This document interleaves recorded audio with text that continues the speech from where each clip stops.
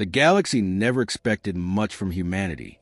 To most civilizations, humans were fragile creatures with short lifespans and crude technology, a species better suited to farming their small blue planet than fighting among the stars. But war has a way of reshaping destiny. When the XYRTH Dominion surged across the Outer Rim, devouring planets and burning skies, the great empires faltered. Their fleets, polished and perfect, broke like glass under the relentless swarm. Their strategies, calculated and flawless, collapsed in the face of an enemy that cared nothing for losses. And in the chaos, humans appeared, not as mighty saviors, not as generals, but as scattered soldiers placed on hopeless fronts. At first, they were barely noticed. A few hundred deployed to defend an Asari colony, a single battalion sent to reinforce a Valari outpost. To the larger empires, these were symbolic gestures, like throwing pebbles at a storm. But when the storm came, those pebbles did not shatter. On the Asari world of Kasara, human fighters armed with little more than rifles and ingenuity held back an entire XYRTH column by collapsing tunnels, setting fires, and luring the enemy into traps built from mining equipment. They should have been wiped out in hours. Yet 3 days later, when reinforcements finally arrived, the colony still stood. The survivors staggered out of the rubble, battered and bleeding, and the Asari who witnessed it whispered in disbelief. It kept happening. In battle after battle, where defeat was certain, humans bought time. On the icy plains of Tarvin, they wired fuel lines into explosives and turned abandoned drill rigs into weapons that leveled XYRTH walkers. On Orleans, they fought street by street, refusing to yield even as the city crumbled, forcing the enemy into a grinding stalemate until allied fleets regrouped. No two human units fought the same way. Their tactics were wild, inconsistent, sometimes reckless to the point of madness. But somehow, against all odds, they worked. The XYRTH hive mind, built to crush logic and precision, could not predict chaos. Other species began to notice. Valari commanders, once dismissive, requested human squads for boarding missions where fearlessness meant survival. Dravathi's strategists, who worshiped perfect order, studied human improvisation with a mix of fascination and frustration, unable to comprehend how failure after failure still turned into victory. Asari soldiers began telling stories of their human allies who laughed in the mud, who cursed and bled and cried, but never stopped fighting. Among civilians, a saying spread, "If the humans are still standing, then so are we." And yet, humanity never sought recognition. They were not the admirals commanding fleets or the politicians signing treaties. They fought in forgotten places, on backwater moons and dying worlds, holding the line long enough for others to escape. They made their stands where there was no hope, where the rest of the galaxy had already given up. When the battles were counted, the empires credited their own fleets, their own brilliance, and moved on. The humans buried their dead quietly and went where they were needed next. But the truth spread in whispers. Whole civilizations still existed because somewhere a handful of humans had refused to yield. Children lived to see new dawns because human soldiers had fought in streets no one would remember. And slowly, across the galaxy, a new kind of legend grew. Not of grand leaders or shining victories, but the unsung ones. The ones who fought in the shadows, with broken weapons and tired hands, with no promise of reward. The humans. The war spread like wildfire, and with it, so did the stories of humanity's impossible defiance. Across distant systems, alien refugees spoke of battles where ragged bands of humans turned certain annihilation into survival. A Valari child saved by a human medic carried the tale to her people, describing how the medic had stayed behind in a burning city to guide strangers through collapsing tunnels. An Asari commander told how a single human squad had held a canyon against the XYRTH long enough for thousands of civilians to escape, fighting until the very last man. These weren't tales of fleets or empires. They were tales of individuals who had no reason to survive, and yet did. The XYRTH noticed as well. They began allocating larger forces to crush even the smallest human contingents, treating them as disproportionate threats. Entire XYRTH battalions were dispatched to worlds where only a few hundred humans fought, as if the Hive understood that every delay, every frustration, every unexpected setback always seemed to trace back to them. What the XYRTH could not comprehend was that humans didn't fight like soldiers of an empire. They fought like cornered survivors, using everything around them as a weapon. They poisoned rivers, sabotaged enemy machinery, even turned the corpses of destroyed drones into traps. There was no algorithm for madness, no prediction for desperation. Among the empires, opinions shifted. Valari admirals, who once mocked human improvisation, now began assigning them to the most critical choke points, knowing they could hold longer than any other species. Dravathi tacticians, once frustrated by their unpredictability, began incorporating human units into their plans, leaving deliberate gaps for them to fill with chaos. Isari elders, who had pitted humanity's short lives, now argued that perhaps it was that very mortality that gave them such fire. For humans, every battle could be their last, and that knowledge made them fight as if each moment carried the weight of eternity. Still, humans never took command. They never claimed glory or power. When victories came, others were credited. When medals were given, they were often given to admirals and generals who had never set foot on the battlefields humans bled on. The humans returned to their barracks quietly, patched their gear with scraps, and prepared for the next hopeless assignment. To them, it wasn't about being remembered. It was about ensuring someone else lived to see tomorrow. But legends cannot remain buried forever. On a world called Rithos, deep in XYRH-occupied space, the tide began to turn. The planet's last defenses had collapsed, and the XYRTH swarm moved to consume the cities. An Alliance fleet rushed to evacuate, but the landing zones were too far, the civilians too many, and time too short. It should have been another tragedy, another name added to the list of dead worlds. Instead, a human detachment numbering fewer than 1,000 threw themselves into the streets. They detonated bridges, collapsed skyscrapers onto advancing columns, and fought block by block in a nightmare of fire and smoke. For 3 days, they bought time. On the 4th, the fleet's transports lifted the last of civilians from the surface. When the XYRTH finally broke through, there were no humans left alive. News of Rithos spread faster than any official dispatch. Civilians whispered it across refugee camps. Soldiers carried it to the front lines. For the first time, the galaxy did not see humans as fragile, weak, or expendable. They saw them as the reason Rithos lived. A saying began to pass from one world to the next. When all hope is gone, send the humans. The fall of Rithos lit a spark that no empire could control. Refugees carried the story across the stars, and soon murals appeared on broken city walls. Rough depictions of humans standing amid fire, shielding others with their own bodies. In mining colonies and prison camps, whispers spread of a species that fought until there was nothing left, not for conquest or reward, but simply so others could live.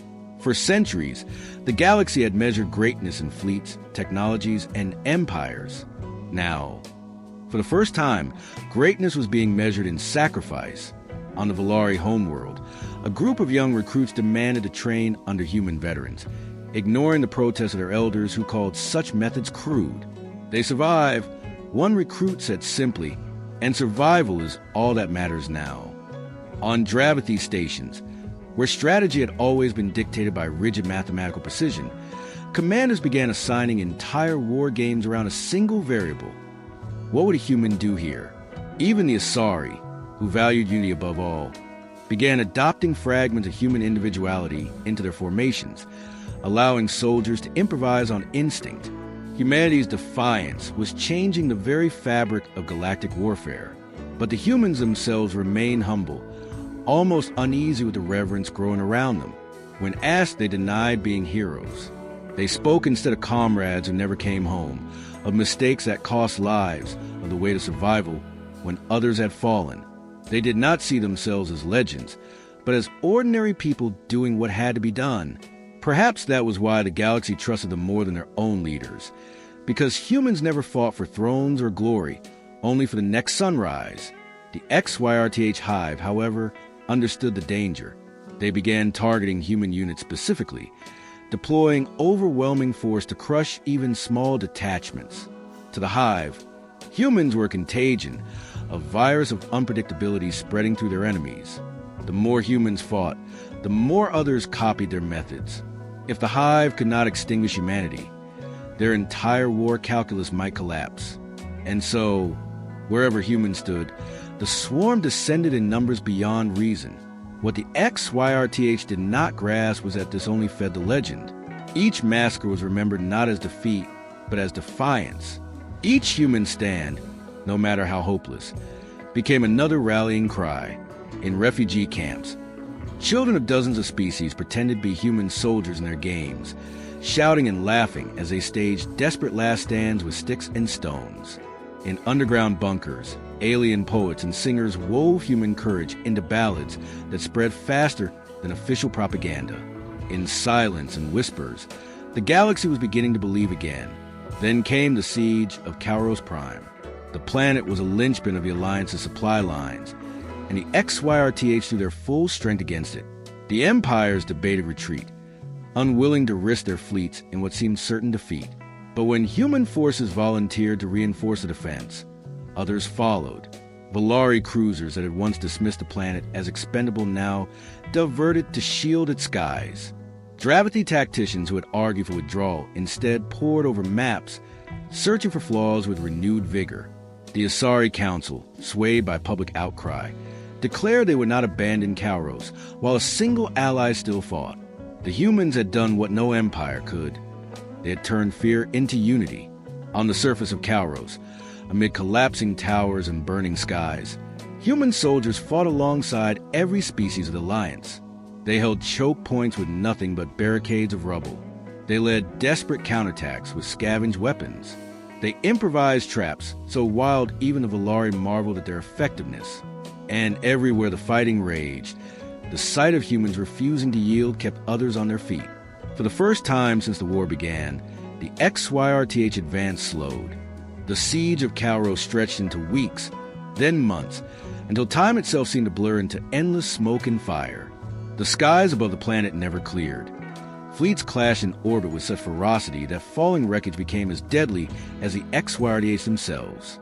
On the surface, every street, every canyon, every collapsed tunnel turned into a battlefield. The XYRTH swarmed in numbers too great to count, but the defenders, bound together by something stronger than orders, refused to break. And at the center of it all were the humans. They fought like no other species could.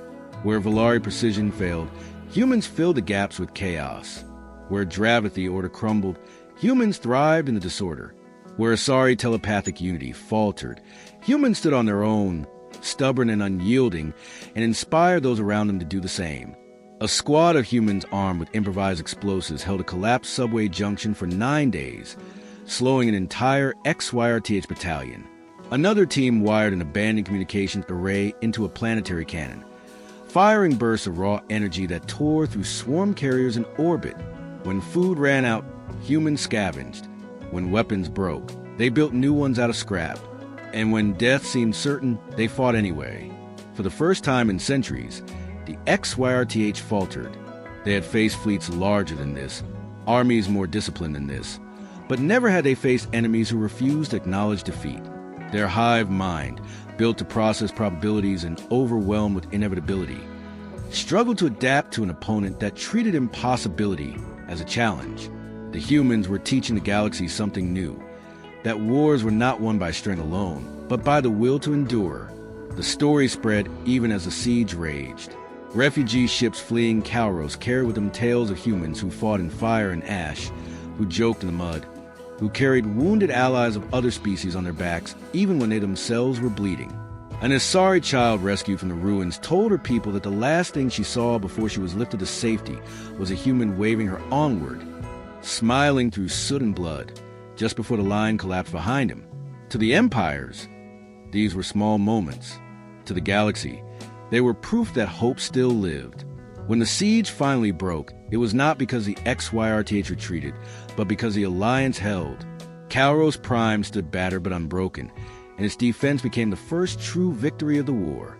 The Valari Admiralty admitted, grudgingly at first, that without the humans, the planet would have fallen. The Dravathy War Councils, once dismissive of human unpredictability, began embedding human advisors in their strategies. The Asari went further still, declaring humanity the spark that reignited the flame. But the humans themselves did not claim the triumph. They buried their dead in silence, patched their gear, and prepared for the next fight. To them, Kairos was not about glory. It was about survival. And survival meant fighting again tomorrow. Yet across the galaxy, something irreversible had changed. The phrase whispered in refugee camps and across battlefields took on new weight. When all hope is gone, send the humans. What began as rumor became doctrine. Worlds under siege requested human detachments by name. Fleets rallied when even a single human ship joined their ranks. And for the first time in a long, brutal war, the XYRTH Hive began to feel pressure it could not understand. The humans, the forgotten, the underestimated, the unsung, were becoming the center of the resistance. The victory at Kairos spread like a shockwave. It was more than a strategic win. It was proof that the XYRTH could be stopped. Across the fractured galaxy, peoples who had long since surrendered to despair began to stir again. For centuries, the great empires had fought for dominance, each jealously guarding their secrets and fleets. But now they began to whisper to each other, not of rivalry, but of survival, and the name on everyone's lips was humanity. Refugees painted crude banners with the image of human fighters, their silhouettes standing tall against impossible odds. Soldiers in distant systems carried charms carved into the likeness of human helmets. On planets far removed from the front lines, children played at being the last human on the wall, holding back swarms with nothing but sticks and laughter. The galaxy had not found a new empire to follow. It had found an idea, embodied in fragile beings who refused to quit. At first, the Alliance leaders resisted. The Valari Council argued that humans were too few to be the face of resistance. The Dravathi objected, claiming their centuries of tactical mastery should lead the way. The Asari were divided, fearful of placing their survival in the hands of outsiders. Yet none of them could ignore the facts. Every major turning point in the war now bore human fingerprints. The stand at Kasara, the evacuation of Rithos, the impossible defense of Kairos. Finally, a council was called on the neutral station of Zyros, a gathering of representatives from every species that still dared to fight. The chamber was a swirl of voices, each arguing, each distrusting, each carrying the weight of entire civilizations. For days the debates raged, until a single human walked to the center of the hall.